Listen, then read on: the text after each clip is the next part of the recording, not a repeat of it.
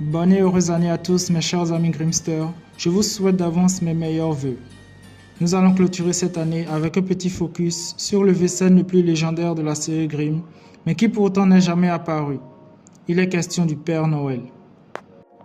Oui, le Père Noël est bel et bien un Wesen, ou plutôt a été inspiré par un Wesen dénommé le Gefrieren-Geber. Dans l'épisode 7 de la saison 1, il a été mentionné par Monroe comme un Wesen qui survivrait dans les conditions les plus rudes du pôle Nord. Alors vient la question, comment un Wesen a-t-il pu inspirer le Père Noël? Dans le monde de Grimm, la fête de Noël a la même importance que celle de notre monde. En gros, on peut assumer que le Gefrieren-Geber possède les mêmes caractéristiques que le Père Noël tel que décrit dans notre monde. C'est-à-dire une forme rondouillette, une longue barbe blanche. Cependant, il s'agit d'un Wesen. Alors je crois que son aspect physique est un peu plus bestial, bien que moins effrayante qu'un Krampus par exemple. J'ai un peu potassé là-dessus. Ma conclusion est que Santa Claus est un Wesen qui se rapproche plus d'un ours polaire ou d'un géant comme le Wildermann, mais avec une fourrure blanche. Personnellement, je préfère garder l'image du Wesen ours polaire, surtout considérant le fait qu'il est censé survivre dans le pôle Nord. Bien, donc le Gefrieren-Geber serait un Wesen ours polaire, mais quels seraient ses attributs et facultés? Dans Grimm, les facultés ou caractéristiques d'un Wesen se retrouvent souvent dans son nom. Le nom de Santa Claus est Gefrieren-Geber, composé de deux parties. La première, Gefrieren, avec le radical frieren, qui veut dire gelé, et la seconde, Geber, qui vient de geben, qui veut dire donneur. En gros, le Gefrieren-Geber veut littéralement dire donneur de gelée.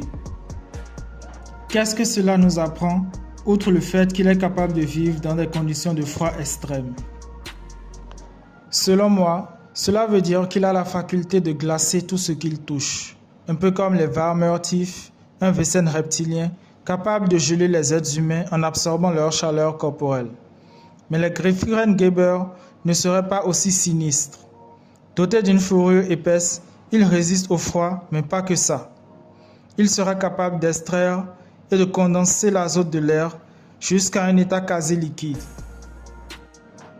En libérant par son souffle ou par contact cet azote liquide, il projetterait un froid instantané qui fige l'eau, ralentit les tissus vivants et transforme la matière en givre. Ainsi, le Père Noël serait dans l'univers Grimm un Wesen ours polaire capable de glacer la matière en produisant de l'azote quasi liquide. Mais comment ont-ils pu inspirer le mythe autour de Noël au point où quelqu'un d'aussi généreux et animé de l'esprit de Noël comme Monroe ne se considère pas assez bien pour remplacer un Gefrieren-Geber en tant que Santa Claus? Selon moi, les Santa Claus ou les Gefrieren-Geber sont également de puissants empathes capables de sentir le bien et le mal. Aux enfants remplis d'émotions saines et dotés d'un bon cœur, ils laissaient un cadeau sculpté en bois recouvert d'une fine couche de glace. Aux enfants jugés méchants, ils ne laissaient qu'un bout de charbon. Aussi, ce devaient être des Wesen extrêmement agiles et bien plus furtifs qu'un Fuchsbau par exemple, car ils étaient capables de pénétrer dans la maison par la cheminée et de déposer des cadeaux sans réveiller qui que ce soit. Malheureusement, au fur et à mesure que la société s'industrialisait, les Gefrieren-Geber se replièrent probablement vers le pôle Nord, mais leur héritage demeure à travers la fête de Noël. Et bien voilà, chers amis Grimsters, ma petite théorie que j'avais à partager avec vous.